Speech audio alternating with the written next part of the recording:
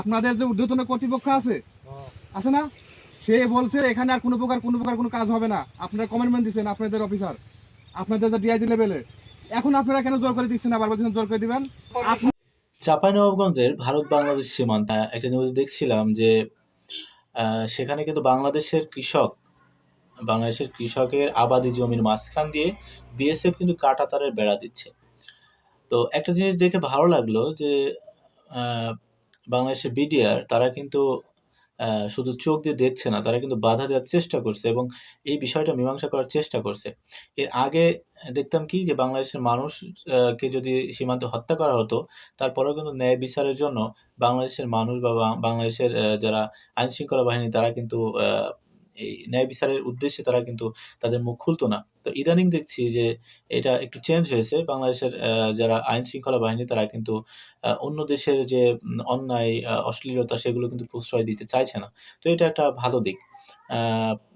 যে বাংলাদেশের মানুষ তার সাহসিকতা তো দেখিয়েছে এর আগে, তো বর্তমানে কিন্তু ভারতকেও দেখাচ্ছে।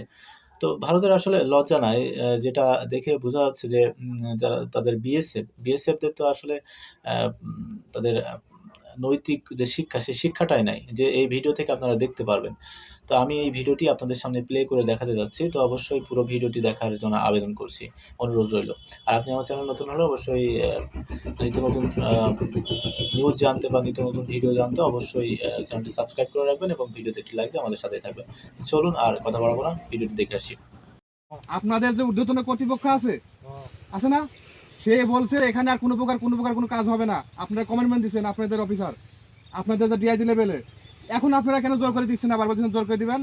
আপনি প্রোটেকশন দিয়ে করাচ্ছেন এখানে, প্রোটেকশন দিয়ে করাচ্ছেন, পাবলিক করছে এগুলা। তারপরে কি করতেছেন এখানে পাবলিক দিলে?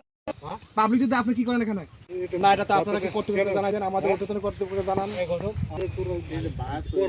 না না না দাদা, এই দাদা দাঁড়ান, শোনেন, রিপোর্ট দেন, দাঁড়ান, আপনি রিপোর্ট দেন, আমি রিপোর্ট দিচ্ছি। আমার সব এই মতো আপনারা এখানে কমেন্টমেন্ট করছেন কি?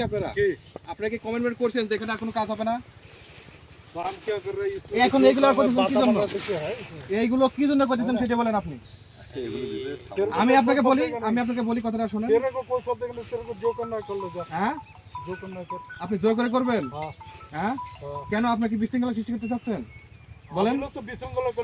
আপনি তো করতেছেন এখানে। আপনারা কমেন্টমেন্ট, আমি বলি দাদা, বলি আপনাদের যে ঊর্ধ্বতন কর্তৃপক্ষ আছে না, সে বলছে এখানে আর কোনো প্রকার কোনো কাজ হবে না। আপনারা কমেন্টমেন্ট দিচ্ছেন আপনাদের অফিসার, আপনাদের যে ডিআইজি লেভেলে, এখন আপনারা কেন জোর করে দিচ্ছেন, আবার বলছেন জোর করে দিবেন।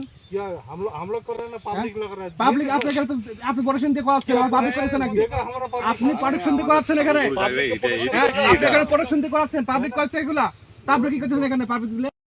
পাবলিক যদি আপনি কি করেন এখানে? আপনি এখানে কি করতেছেন? আপনি পাবলিক দিয়ে করাচ্ছেন, আর পাবলিক আমরা করতেছি না। কেন কথা বলতেছেন?